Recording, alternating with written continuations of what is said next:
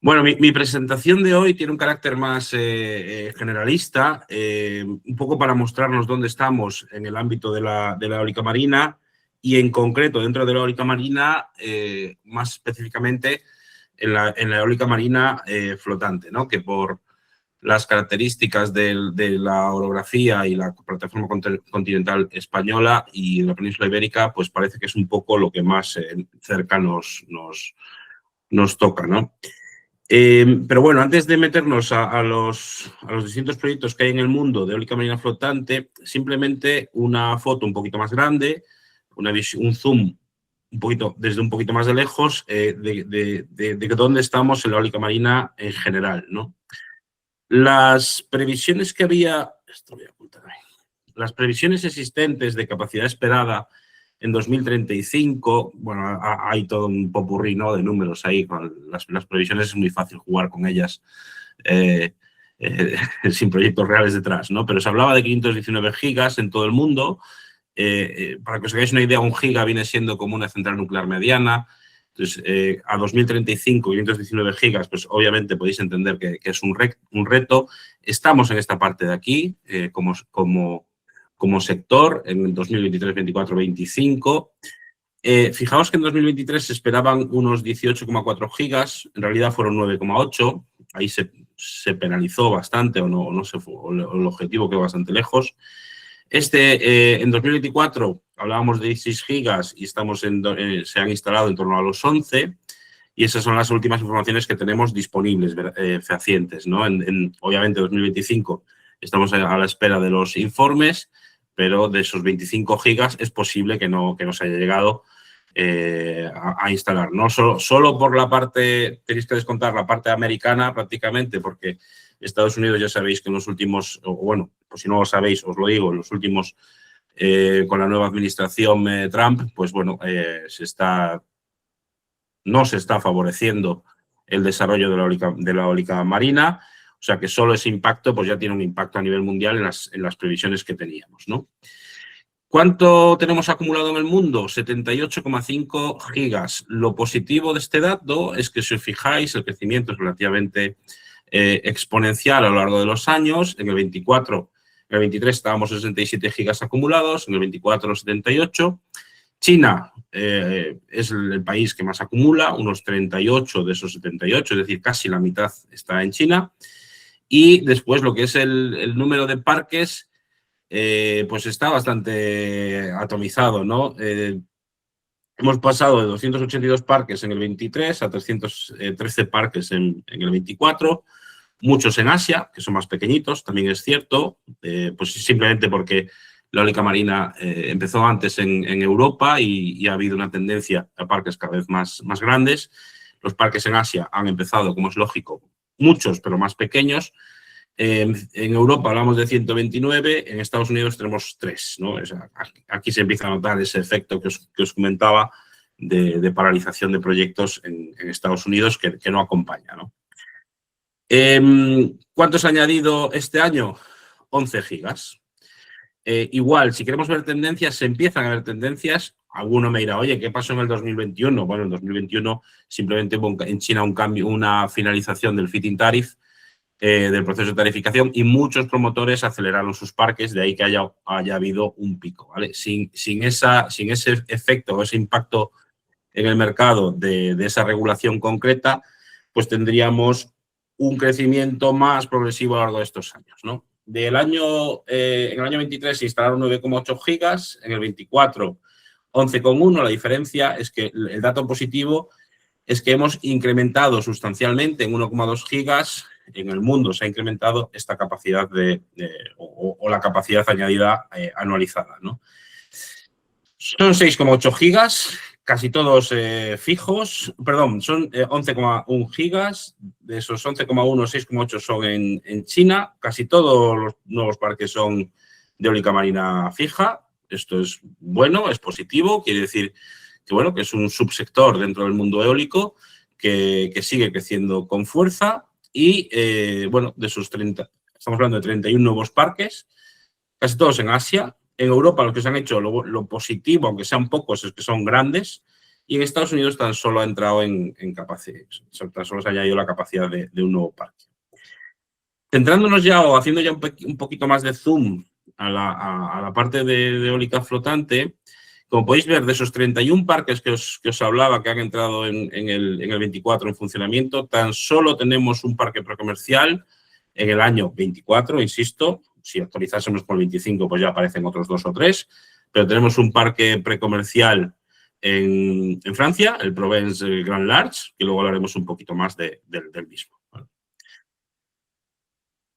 Entonces, claro, al no tener un mercado totalmente desarrollado, que todavía está en una fase muy incipiente en lo que a eólica marina flotante se refiere, tenemos que seguir hablando de proyecciones, ¿no? Y es verdad que en el ámbito de la eólica marina flotante las proyecciones son muy interesantes. Esto es una pequeña proyección que existía en el año 2022, o sea, ya hace 3 añitos. Esto ha ido oscilando mucho. En aquel momento se hablaba de 82 gigas. Fully commissioned es este color que veis aquí. Pues hablábamos de en Portugal, Francia, en China, en Japón. En desarrollo había muchos parques.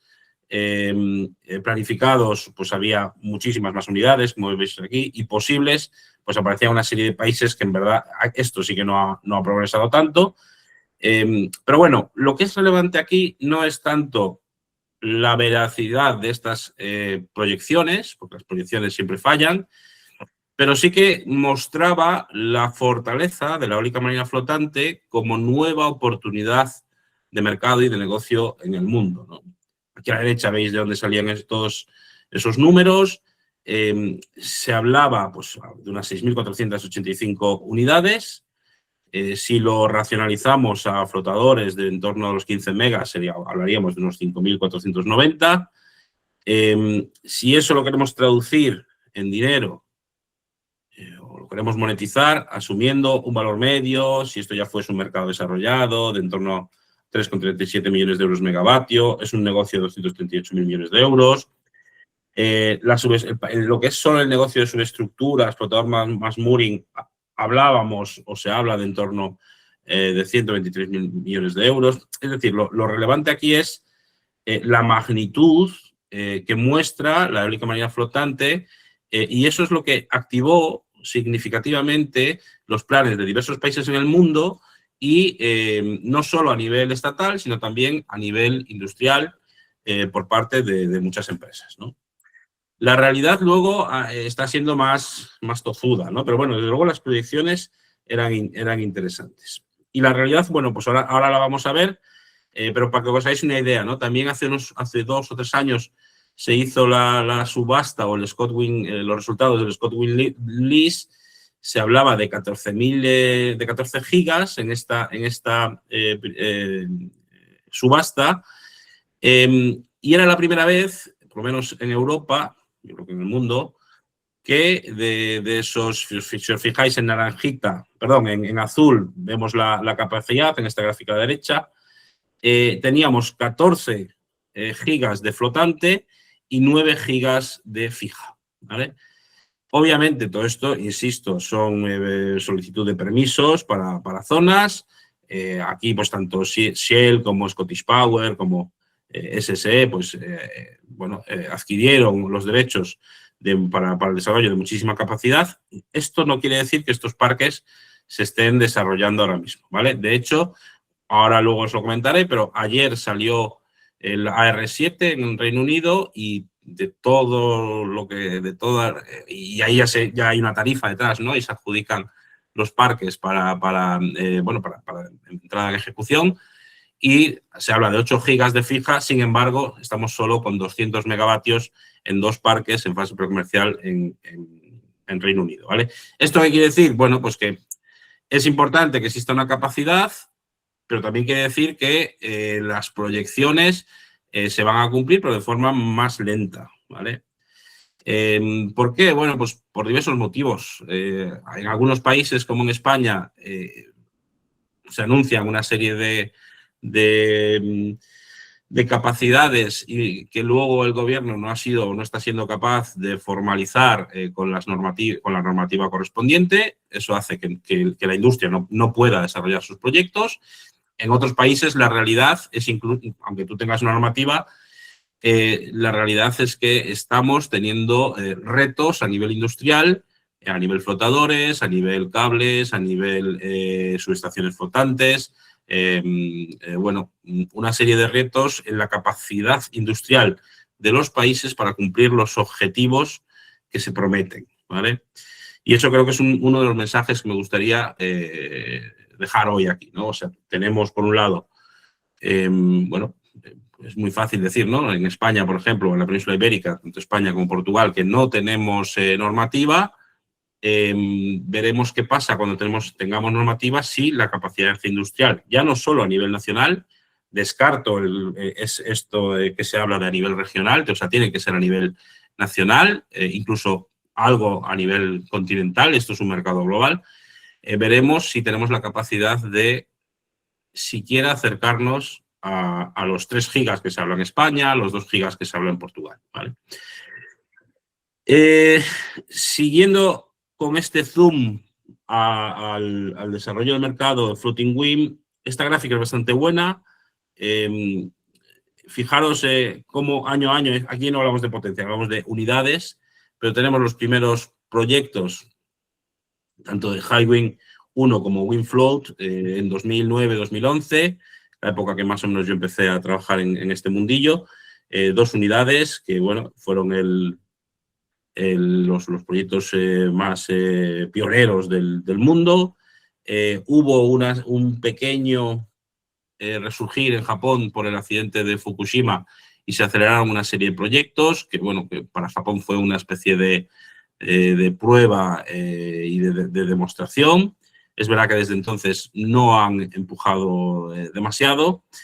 El primer parque precomercial ya aparece en 2017, continuidad de Hywind, proyecto desarrollado por Equinor.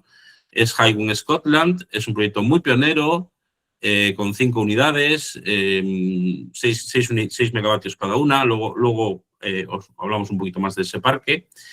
Y se empieza a planificar también en paralelo el parque ya con semisumergible, que sería un poco la continuidad de este de aquí, de WindFloat. Tecnológicamente hablando, la continuidad, son promotores distintos. Aparece un poco el parque de Kincardine con una primera etapa en 2018 que luego se termina en 2021, en el que ya se emplean semisumergibles. Se instala también WindFloat Atlantic, o sea que hasta el 2021 parece que esa competición entre Equinor y WindFloat, pues bien, promovido por EDPR principalmente y por Cobra también, en el caso de Kincardine. En el 2022 aparece Hywind Tampen, que es una continuidad del desarrollo de Equinor, o sea que parece que eso es lo que existe en el mundo. Es verdad que en paralelo aparecen muchos proyectos pequeñitos de demostración de nuevas tecnologías, y justo en 2023, pues mira, ya empiezan a aparecer proyectos en Asia y en España se consigue instalar los 2 primeros megavatios conectados a red por parte de la empresa española Saitec, un hito sin duda para nuestra industria y para nuestro país, ¿no? ¿Qué ocurre? Pues que esto va muy rápido. Se acelera todos los procesos, aparece ese boom que os comentaba de esos 80 gigas de flotante en el mundo. Hay una serie de guerras, una serie bueno, pues sabéis lo de Ucrania, aparecen los problemas con la inflación. Pues bueno, pues parece como que todo el ojo se pone en el desarrollo de las renovables, en concreto en la eólica flotante. Hay una especie de boom, hay que reconocerlo, una especie de burbuja. Pero bueno, parece que la situación ahora se ha tranquilizado. No creo que la burbuja haya explotado, simplemente es un periodo de estabilización y de consolidación. Se siguen haciendo proyectos, se siguen haciendo parques, se siguen haciendo proyectos de demostración y están apareciendo los primeros parques precomerciales. Y sobre todo, yo creo que quien lo está haciendo muy bien es Francia, con proyectos que ya en 2010 se hablaba de ellos como parques precomerciales, como son entre 2010 y 2015, se empezaron a tramitar esos proyectos, como son EolMed, como es el FGL y como es Provence Grand Large, que lo veis aquí, Provence Grand Large, EolMed y FGL, que justo en esta tabla no está, pero que también ha entrado en producción últimamente. Simplemente para que nos situemos, y para los que no estáis muy familiarizados, tecnológicamente hablando, los aerogeneradores en la eólica marina flotante se habla principalmente de 4 tecnologías. La de la izquierda es un sistema con sistema de fondo en tensión, con patas tensionadas. La barcaza, que es lo más parecido a un barco conceptualmente. Semisumergible, que pues como podéis ver tiene 2 principios de funcionamiento similares, tanto la barcaza como el semisumergible. Lo que cambia es la forma y cómo distribuimos la inercia a la hora de obtener la estabilidad. Y luego la SPAR, que es un concepto pues mucho más vertical, que sus principios de estabilidad tienen que ver dónde está el centro de gravedad, que en este caso, como podéis imaginaros, está muy, muy bajo. Y eso es lo que permite, ¿no?, que la SPAR sea un concepto estable. ¿Qué proyectos, como decía, tenemos en el mundo? Y esto ya con estas 3 o 4 diapositivas que me faltan a cabo. Pues, como os decía, empieza Hayden Scotland en 2017, 30 megas, lo desarrolla Equinor. Son aerogeneradores relativamente pequeños para lo que es la eólica marina, 6 megavatios. Y el tipo de flotador es una SPAR clásica de acero, ¿vale?, que se construye en Navantia en concreto. Unos años más tarde, las primeras semisumergibles de acero, diseño de WinFloat, de Principal Power, una empresa americana. Aquí ya hablamos de 25 megas, entra en operación en julio de 2020, o totalmente en operación en julio de 2020. Y aquí el proveedor de aerogenerador es Vestas, MHI Vestas en aquel momento, Mitsubishi Vestas, con aerogeneradores de 8,4 megas. Parece que toma la delantera, por lo menos tecnológicamente, la semisumergible con el parque de Kincardine, 50 megavatios. Este es un proyecto liderado por la empresa española Cobra. Entra en funcionamiento en 2021. Vemos la tendencia en el crecimiento de la turbina. Sigue siendo Vestas quien lidera, 5 aerogeneradores de 9,5 megas aproximadamente, ¿vale? ¿Qué ocurre? Bueno, pues un poquito después, Equinor, en su desarrollo de SPARs, de conceptos SPARs, evoluciona hacia una SPAR de hormigón que se construye en Noruega, 11 unidades de 8 megavatios. Esto ya, yo diría que esto es un parque, ya deja de ser precomercial, ha entrado en operación hace poco, y este parque se está usando para descarbonizar las operaciones de extracción de petróleo en Noruega, ¿no? Es curioso, ¿no?, el uso de energías renovables para obtención de hidrocarburos. Ahora, si os fijáis, parece que la fase de demostración, aún existen una serie de tecnologías demostrándose. En el mundo también, pues por ejemplo, hay un proyecto muy singular en China de 16 megavatios de flotante con un flotador semisumergible con 2 turbinas en el mismo flotador. Es el proyecto más grande del mundo hasta la fecha flotante, en una unidad flotante. Pero sí que es cierto que a nivel precomercial, pues aquí podéis ver los 3 parques franceses. A la izquierda, en 2024, entra en funcionamiento Provence Grand Large de 25 megas, turbina Siemens Gamesa. Siemens, que parecía que se quedaba o que estaba tan solo vinculado a los proyectos de Equinor, pues en este caso también se aparece con estas unidades de 8,3 megas este proyecto para EDF. La solución tecnológica en este caso es una TLP de acero, en lo que a flotador se refiere. En la parte central veis ya un proyecto de Ocean Winds que ha entrado en funcionamiento entrar en funcionamiento hace unos meses, 30 megavatios, semisumergible de acero, que parece que es un poco a día de hoy la tecnología más dominante. Y por último, a la derecha veis Eolmed, es un proyecto de QR Total Energies, también una pequeña parte de Ideol, con turbinas en el entorno de los 10 megas, al igual que FGN. ¿Qué es lo que está por venir? Bueno, pues como podéis ver, se ve una evolución de proyectos de demostración, proyectos precomerciales en los que ya tenemos varias turbinas operando a la vez. Esto es importante porque no es lo mismo operar una turbina que operar un parque, en lo que a retos tecnológicos se refiere. Y es esperable que en los próximos años Se están proyectando ya estos proyectos, grandes proyectos. Aparece como país emergente Corea. KF Wind, proyecto desarrollado por Ocean Winds, todavía no se sabe, por lo menos públicamente, qué turbinas hay, qué tipo de flotador. Es presumible que sea una semisumergible de acero, dadas las características y la cadena de suministro coreana. Bandibuli es un proyecto liderado por Equinor. Está teniendo, bueno, sus problemillas para conseguir todos los permisos. Es una semisumergible de acero también, desarrollada por la empresa Equil. En Francia se asignó ya un parque multimegavatios, eso sería un parque comercial, a Baigorre y a Elicio en el AO5 hace unos años, hace un año o dos, y el AO6 pues parece que también se ha sido adjudicado a Ocean Winds recientemente. O sea que ya veis como por lo menos Francia empezó con sus proyectos de demostración, tiene proyectos precomerciales y ya tiene sus primeros proyectos, por lo menos en cartera, proyectos comerciales. Otros países que están haciendo cositas, pues en Noruega se adjudicó en diciembre 1.500, bueno, Noruega saca 1.500 megas, aparecen dos consorcios principalmente, uno liderado por Equinor y otro en el que está Deep Wind Offshore y EDF, con unos 500 megavatios cada uno, dos parques, va a ser sin duda un salto importante. Y ayer mismo se cerró el AR7 de Reino Unido, donde dentro de esos 8 gigas aparecen 200 megavatios en dos proyectos. Uno aquí en el norte, en Petland, 92,5 megas, desarrollado por CIP, y el Erebus, más en el sur, de unos 100 megas. A algunos les puede parecer poco, a mí me parece lo que tiene que ser, fase prácticamente precomercial tirando a comercial, y con una tarifa muy alta. Esto es importante, porque sin duda esto es lo que favorece el desarrollo de la eólica marina flotante, ¿no? Y esta es un poco mi visión de mercado a día de hoy. No me enredo más, son 15 minutillos.